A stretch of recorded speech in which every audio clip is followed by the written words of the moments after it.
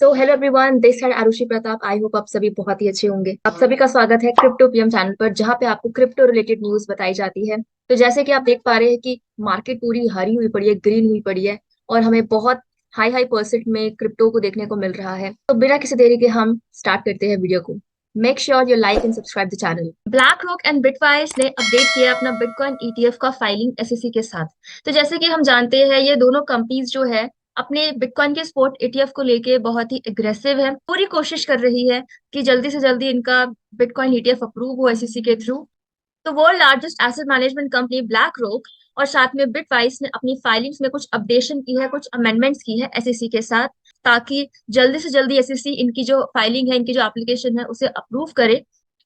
बहुत टाइम से एसईसी जो है, हम सभी जानते हैं, इनके स्पॉट ईटीएफ को डिसअप्रूव कर रही है, कोई ना कोई कमी निकाल के।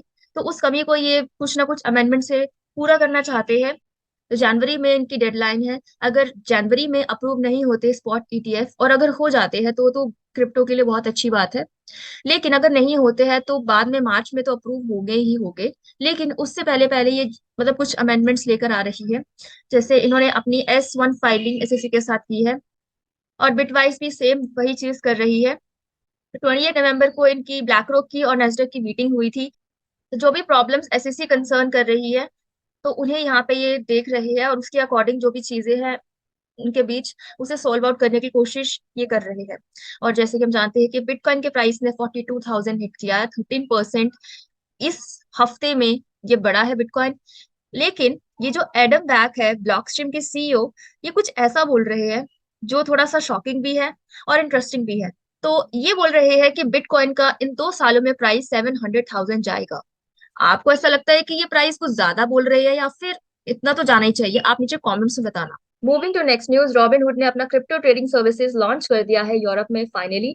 2020 के बाद अब जाके इन्होंने अपना, बहुत सी चीजें होने के बाद, जो भी रुकावटें आई उसके बाद इन्होंने यूरोप में अपना कर लिया है आज 7 दिसंबर को। और साथ में इन्होंने अपने जो ट्रेडिंग एप्लीकेशन है उसमें 25 से ज्यादा क्रिप्टो करेंसीज रखी है ट्रेड करने के लिए। और साथ में इस एप्लीकेशन पे ये बोला जा रहा है कि ये जीरो ट्रेडिंग फीस चार्ज करेगी, और साथ ही साथ कस्टमर्स को जो भी उनका ट्रेडिंग वॉल्यूम होगा उनको बीटीसी के फॉर्म में उसका परसेंटेज मिलेगा। और ये प्लेटफॉर्म ये चीज बोल रहा है कि पूरी की पूरी हम ट्रांसपेरेंसी देंगे जितने भी ट्रेडर्स हैं उनको। और हमारी पूरी कोशिश रहेगी कि हम ज्यादा से ज्यादा डेमोक्रेटाइज कर पाए फाइनेंस को।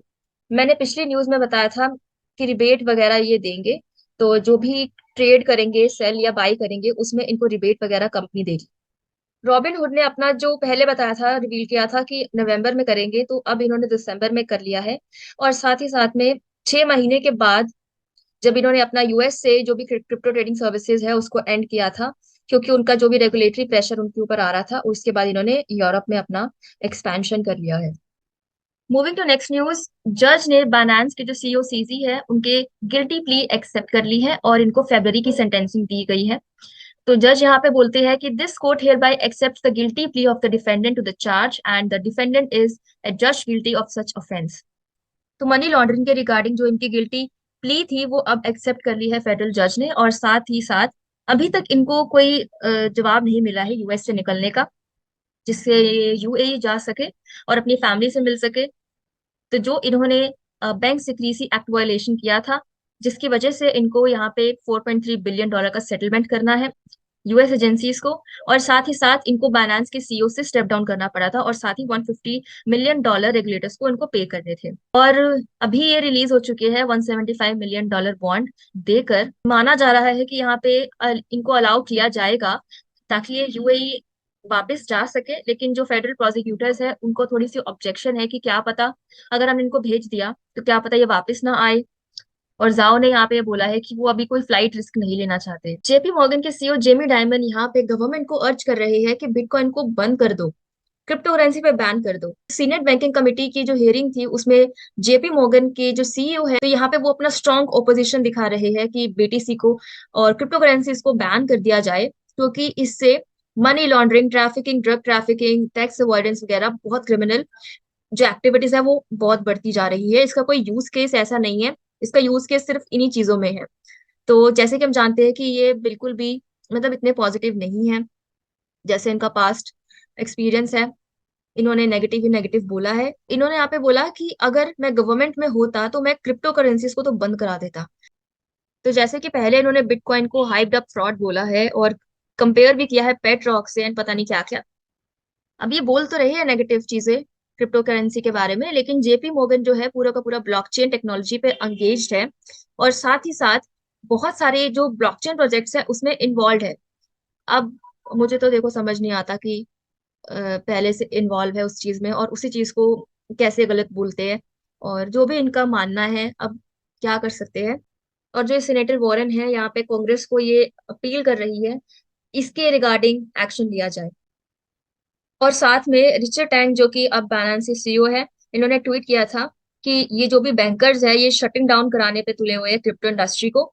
और क्योंकि इलिसिट एक्टिविटीज यहाँ पे हो रही है, बट फैक्ट्स को भी देखा जाए तो ये जो भी इनका नाम है एंड्रेस, ये लेक्चरर है यूनिवर्सिटी ऑफ वेस्टर्न ऑस्ट्रेलिया में। और यहाँ पे ये चीज बोल रहे हैं, फैक्ट्स पे बात कर रहे हैं कि जितनी ज्यादा illicit activities traditional financial system में हुई है उससे तो कम ही यहाँ पे क्रिप्टो में हमें देखने को मिल रही है। तो ये चीजें भी देखनी चाहिए। और बिकॉज ट्रेडिशनल फाइनेंशियल सिस्टम पहले का है तो ज्यादा से ज्यादा वहां पे हुई ही होगी, बट सिर्फ क्रिप्टो इंडस्ट्री को इस चीजों की वजह से बंद करना तो ये तो थोड़ा अनफेयर हो जाएगा। तो आपको क्या लगता है, आप नीचे कमेंट में बताना। SSC delay decision on grey scale का स्पॉट इथीरियम ईटीएफ जनवरी 2024 तक।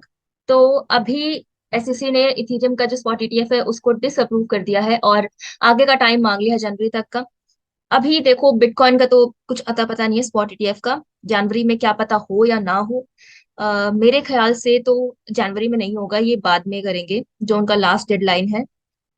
This is my point. अभी देखो बिटकॉइन का स्पॉट ईटीएफ तो कम से कम अप्रूव हो उसके बाद जाके इसकी बारी आएगी। तो चल रहा है इनका डिसीजंस वगैरह और टाइम मांग रहे हैं और कुछ ना कुछ इनकी मीटिंग्स वगैरह चलती रहती है डिसीजन को डिले करने के लिए। Moving to next news, Jack Dorsey का जो ब्लॉक कंपनी है उन्होंने अपना self custody bitcoin wallet Bitkey नाम से लॉन्च कर दिया है और मोर देन 95 कंट्रीज में ये लॉन्च हो चुका है। तो आइए जानते हैं कि बिट की जो कि हार्डवेयर वॉलेट है ये बाकी हार्डवेयर वॉलेट से कैसे डिफरेंट है। तो ब्लॉक ने यहाँ पे बताया है कि ये सेल्फ कस्टडी बिटकॉइन वॉलेट जिसका नाम बिट की है, ये आप जितने भी इन्वेस्टर्स हैं वो यहाँ पे इस बिट की को यूज करके अपने जो एसेट्स उसको सिक्योर कर सकते हैं। और ये यूजर फ्रेंडली है, सिक्योर सेल्फ कस्टडी सोल्यूशन आपको मिलता है। हालांकि हम जानते हैं कि बहुत सारे लोग अभी हार्डवेयर वॉलेट का यूज नहीं करते हैं, वो अपने जो फंड्स है वो एक्सचेंजेस में ही रखते हैं। लेकिन आने वाले टाइम में बहुत ही इंपॉर्टेंट रहने वाला है ये चीज। अब अकॉर्डिंग टू द अनाउंसमेंट बिटकी के जो सिक्योरिटी फीचर्स है उस पर बात करते हैं तो यहाँ पे ये बोल रहे हैं कि 3 कीज जो है वो मिलेगी और जो 2 कीज है बिटकॉइन को ऑथराइज करने में यूज की जाएगी, उसकी सिक्योरिटी जो एक्टिविटीज है उसमें यूज की जाएगी। और दूसरा जो है यहाँ पे इन्होंने बोला है कि जो सीड फ्रेजेस है और जो लॉन्ग पासवर्ड है उससे आपको एलिमिनेशन मिलेगी। तो बात करते हैं इनके जो 3 कीज है उस पे। 2 कीज जो है वो तो डायरेक्टली यूजर्स को डिस्ट्रीब्यूट की जाएगी। पहली की जो होगी वो मोबाइल ऐप में होगी जिसकी हेल्प से ट्रांजेक्शन्स और सिक्योरिटी मैनेजमेंट होगी। और जो दूसरी की होगी वो ऑफलाइन रखी जाएगी, जो भी यूजर्स है वो उसको ऑफलाइन रखे। अगर गलती से उनका फोन वगैरह लॉस्ट हो जाए तो उनके पास वो की होगी ऑफलाइन स्टोर जिसकी वजह से वो इजीली एक्सेस कर सकते हैं। और जो तीसरी की होगी वो कंपनी के सर्वर पे स्टोर होगी, तो जिसकी हेल्प से सीमलेस मोबाइल ट्रांजेक्शन यहाँ पे हो सकती है। और जो भी डिवाइस का लॉस वगैरह होगा तो उससे कुछ भी इफेक्ट नहीं पड़ने वाला यूजर को। तो यहाँ पे 3 कीज ये देते हैं। तो बिट की वॉलेट का डिजाइन इन्होंने ऐसे बनाया है कि ये सिर्फ और सिर्फ एक की को एक्सेस कर सकता है जो तीनों मल्टी सिग्नेचर की है उसमें से। और इस वजह से कंपनी यहाँ पे एक्सेस नहीं कर पाएगी जो भी यूजर का बिटकॉइन होगा उनके कंसेंट के बिना। और बात कर लेते हैं इसके प्राइसिंग के बारे में। तो बिटकी का जो पैकेज है इंक्लूसिव ऑफ द ऐप और हार्डवेयर स्टोरेज वो $150 के करीब रखा गया है, शिपिंग और टैक्सेस के अलावा।